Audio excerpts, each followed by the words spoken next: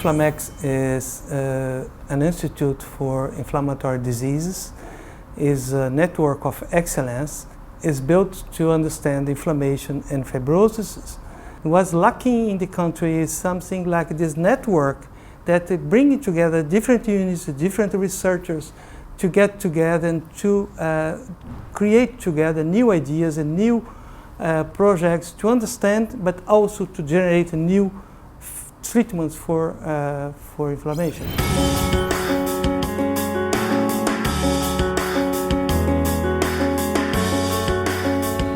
The idea that we had is to develop comparative cohorts, including prospectively 50 patients for each of the disease, so going from nephritis, hepatitis, inflammatory bowel disease, diabetes, arthritis, asthma, fibrosis and vasculitis, and to create those large comparative cohorts to address common markers and specific markers and study their involvement in the pathology.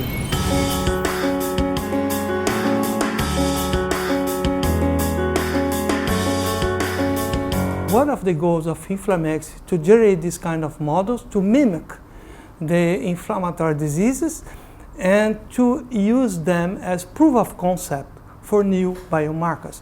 And we have an example on that. Indeed, studying IgA nephropathy patients, we identified abnormalities in two proteins, the immunoglobulin A and also the receptor of the immunoglobulin A.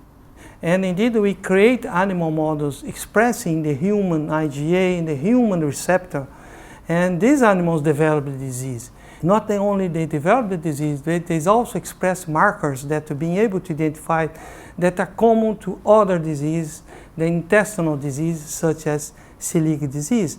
We published this observation.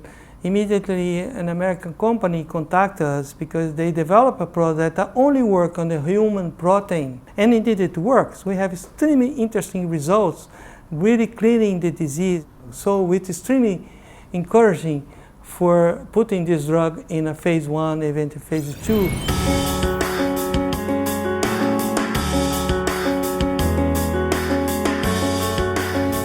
We developed a new antibody using a concept that was kind of regulating inflammation and anti-inflammatory reactions. And when you generate this kind of antibodies in the mouse, we're able to prevent development of nephritis, of asthma, of arthritis. And a startup, a spin-off of one of the teams of Inflamex, is now developing this product and is also collaborating with partners for patient cells with asthma to try to see whether this antibody is also active in patient cells before moving to phase 1.